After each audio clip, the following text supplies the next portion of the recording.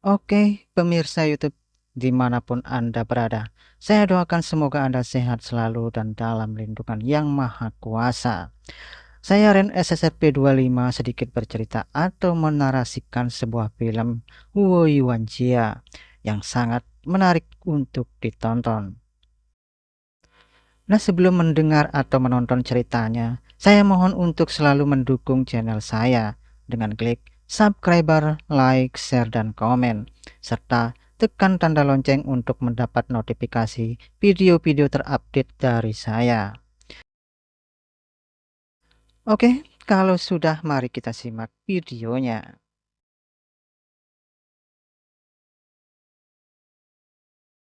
Pada tahun 1898, di Kabupaten Jinsun, Kota Tianjin, tepatnya di kediaman Huo Endi, sedang berlangsung acara pernikahan Yuan Ying, anak dari Huo Endi.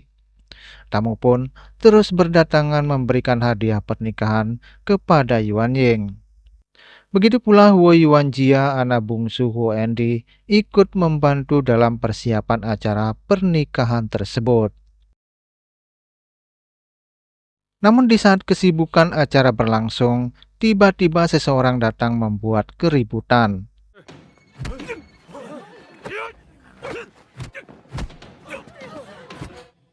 Ternyata dia dari keluarga Shao yang mempunyai dendam dengan Huo Endi. Saat itu di masa kejayaan Huo Endi telah mengalahkan ayahnya hingga terbunuh. Kini dia datang untuk membalas kematian ayahnya. Namun tak disangka Yuan Jia menepis serangan tersebut dan perkelahian pun terjadi.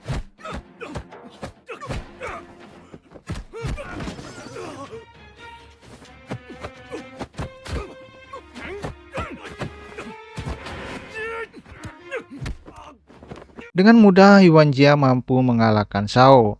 Namun ayahnya, Huo Endi malah memanggil Yuan Jia dan memarahinya. Ayahnya tidak pernah mengajari Yuan Jia seni bela diri karena wataknya yang keras, tapi tiba-tiba mampu mengalahkan orang tersebut. Kemudian Yuan Jia menganggap ayahnya tidak adil pada dirinya, lalu memutuskan untuk pergi dari rumah. Sementara di istana, Yang Mulia Ratu mengutus Jenderal Yuan ke Tianjin untuk membereskan para reformasi yang menyusup untuk memberontak.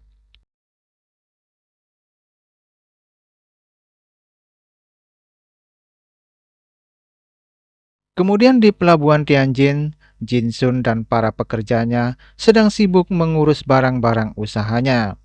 Jinsun yang merupakan pengusaha toko obat terkenal di Tianjin. Kemudian setelah semuanya beres, para pekerjanya pun diminta untuk beristirahat dan menikmati makanan. Namun, anak buah Jenderal Yuan yang ditugaskan mengawasi daerah itu tiba-tiba merespon dan mendekati Tuan Jinsun untuk memungut pajak.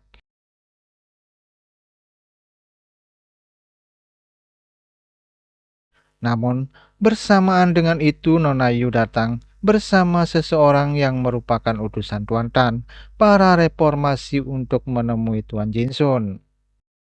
Kemudian Jinsun menyebutnya seorang tabib kepada anak buah Jenderal Yuan, atau sebut saja Yuan.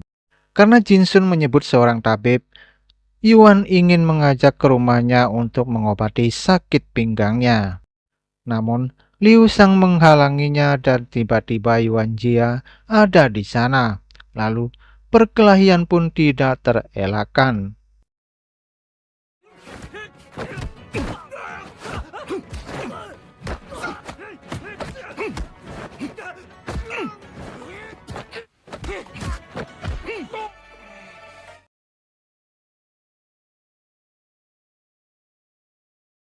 Kemudian Jinsun mengajak utusan itu ke rumahnya. Lalu, utusan itu menyerahkan sebuah surat dari Tuan Tan kepada Jinsun, yang isinya adalah mengajak Tuan Jinsun untuk bekerja sama membantu mereformasi negara.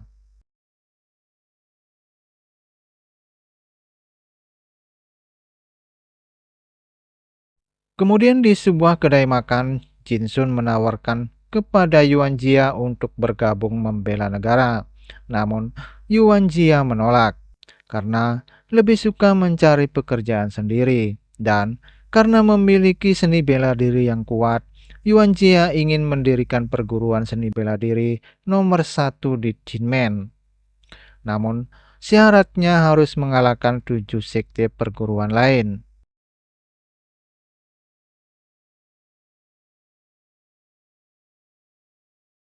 Sementara di saat yang bersamaan, prajurit Jenderal Yuan mendatangi utusan tersebut ingin menculiknya. Namun, utusan tersebut akhirnya bunuh diri untuk menjaga kerahasiaannya.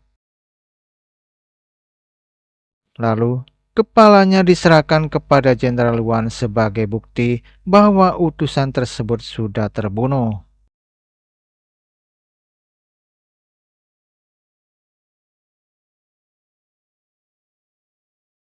Kemudian dengan kejadian itu, Tuan Yu sebagai pengusaha dan pemilik kapal mulai panik dan ketakutan. Dirinya tidak mau berurusan dengan negara dan meminta kepada Jinsun agar bersiap-siap karena dirinya akan pindah secepatnya.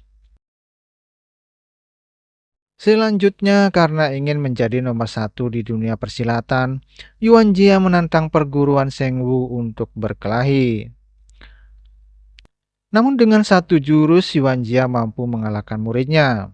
Dengan kekalahan muridnya, Tuan Wu akhirnya turun tangan menghadapi Yuan Jia.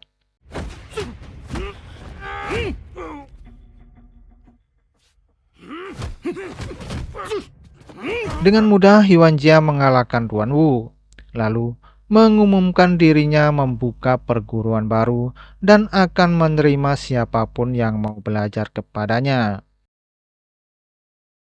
Kemudian dengan kemenangan itu, Liu Sheng memberi kabar kepada Jinsun. Namun, secara bersamaan Jenderal Yuan datang meminta bantuan kepada tabibnya untuk mengobati tuannya yang sedang sakit jantung. Tapi, Jinsun tidak bisa membantunya karena tabibnya sudah tidak ada dan ketegangan pun terjadi. Dan karena tabibnya sudah tidak ada, Jenderal Yuan pun memutuskan untuk pergi.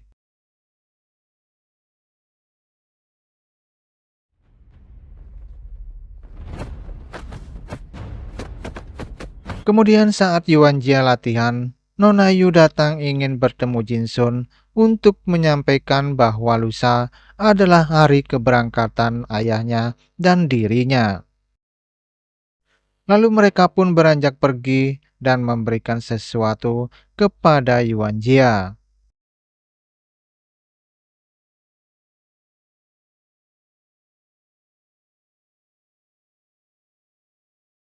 Sementara di perguruan Sun Yuan, seorang guru bernama Wang Wu, ketua guru Sun Yuan, mengundurkan diri dari dunia persilatan dan memberikan kesempatan bagi generasi muda. Namun dalam acara ini, Jenderal Yuan pun datang berkunjung untuk menginformasikan bahwa ada seseorang yang bernama Yuan Jia ingin mendirikan perguruan kungfu nomor satu dan terbaik di Jinmen, serta akan mengalahkan semua perguruan di Jinmen.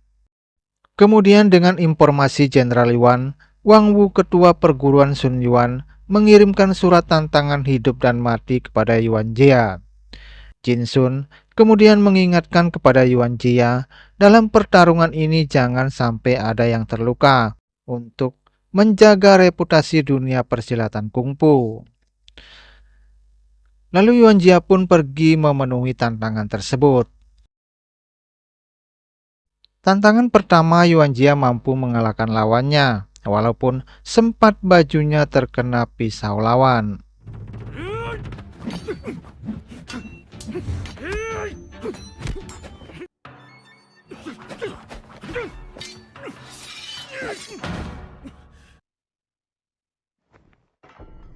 Kemudian di tantangan kedua, Yuan Jia menghadapi si mata juling. Agar terlihat sama, Yuan Jia mengambil secari kain untuk menutupi matanya.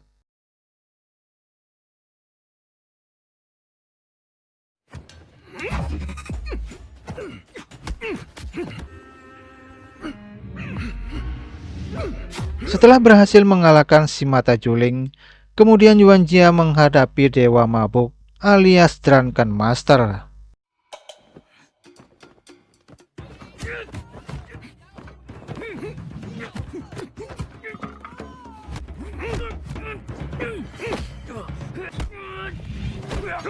Kemudian tantangan yang terakhir yaitu menghadapi Wang Wu, Master Pedang di Jinmen. Namun, karena Wang Wu sudah mengundurkan diri dari dunia persilatan, lalu diwakilkan oleh muridnya yang bernama Yao Klan.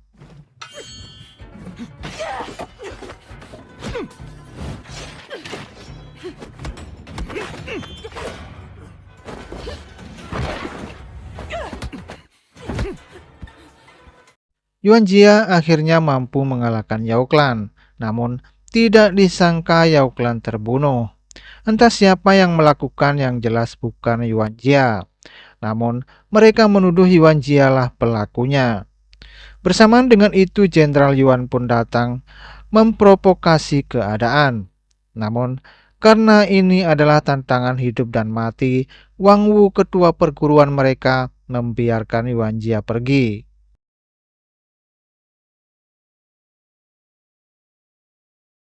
Sementara di kediaman Jinsun telah terjadi sesuatu. Ternyata prajurit Jenderal Yuan telah menculik Jinsun. Namun mereka harus menukarkannya dengan Tuan Tan. Kemudian, menurut surat yang diberikan, mereka menjemput Tuan Tan. Namun sebelumnya, mereka mendatangi rumah Tuan Yu. Akan tetapi, rumah itu pun sudah kosong. Lalu mereka pikir keluarga Tuan Yu sudah pergi.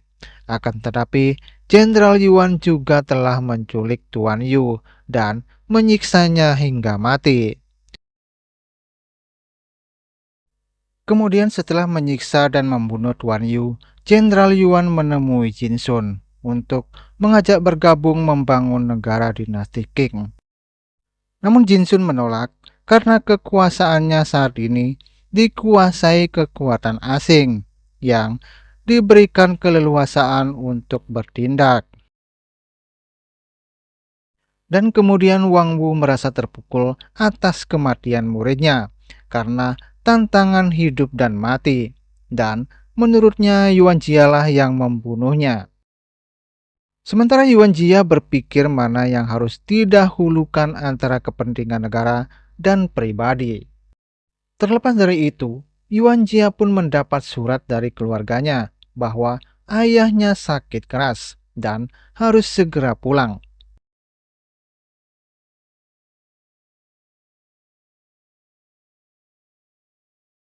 Kemudian Yuan Jia yang menunggu perahu Tuan Tan akhirnya tiba. Namun Wang Wu bersama muridnya pun tiba untuk membalas kematian muridnya.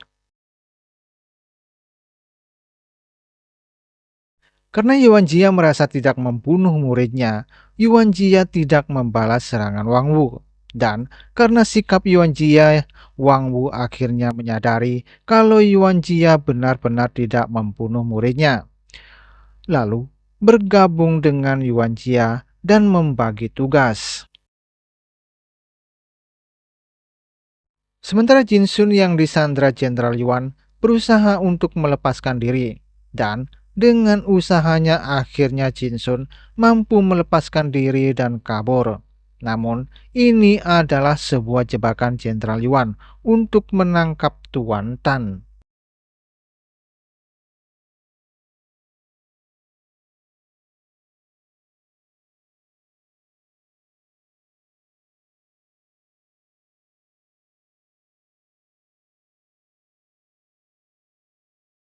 Dan kemudian Liu Sheng bersama murid-murid Wang Wu yang bertugas mengawal Tuan Tan akhirnya bertemu dengan Jinsun.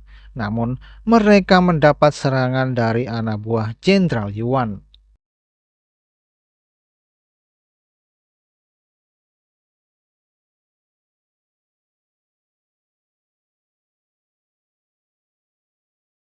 Sedangkan Yuan Jia yang membawa guru besar Wang Wu bertemu dengan Jenderal Yuan.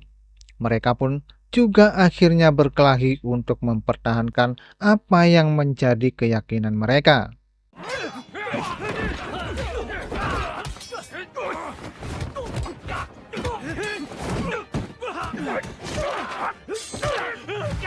Kemudian guru besar Wang Wu meminta kepada Yuan Jia agar meninggalkan tempat ini untuk mengawal Tuan Tan, karena keselamatan Tuan Tan lebih penting daripada keselamatan dirinya. Sementara Liu Sheng bersama rombongannya masih terus mengadakan perlawanan. Namun, demi menyelamatkan Tuan Tan, Liu Sheng akhirnya terbunuh.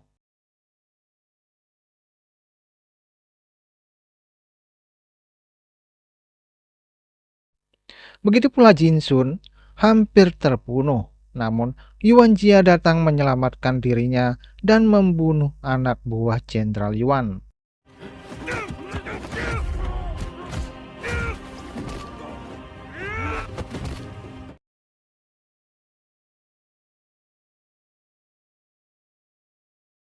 Sedangkan guru besar Wang Wu masih berusaha melawan prajurit Jenderal Yuan. Namun, guru besar Wang Wu akhirnya harus mati di tangan Jenderal Yuan.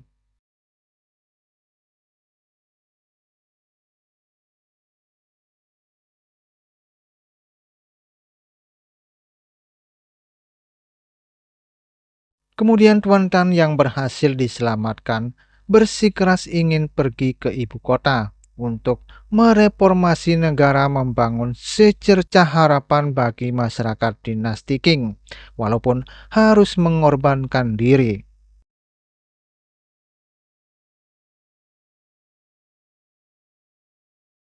Sementara Yuan Jia saat menyusuri jalan, derasnya hujan. Jenderal Yuan bersama prajuritnya sudah menunggu dirinya. Tidak berkata apapun, mereka langsung berkelahi.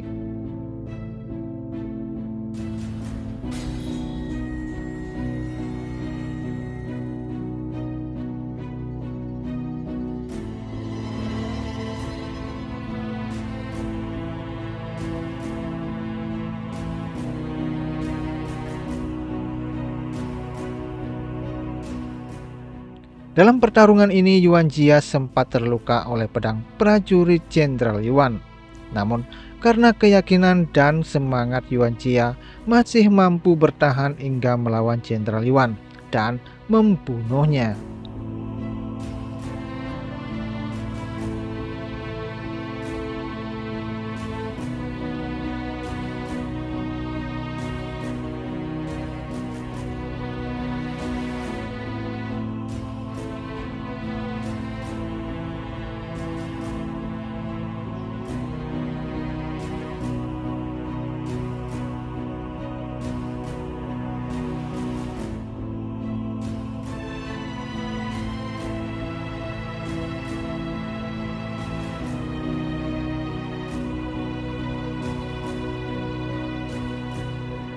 Kemudian Yuan Jia akhirnya pulang menemui keluarganya. Namun ayahnya sudah meninggal. Sebelum meninggal, ayahnya menitipkan sebuah kotak kepada ibunya untuk Yuan Jia. Kotak itu berisikan surat pesan-pesan ayahnya dan sebuah buku panduan jurus pukulan Huo.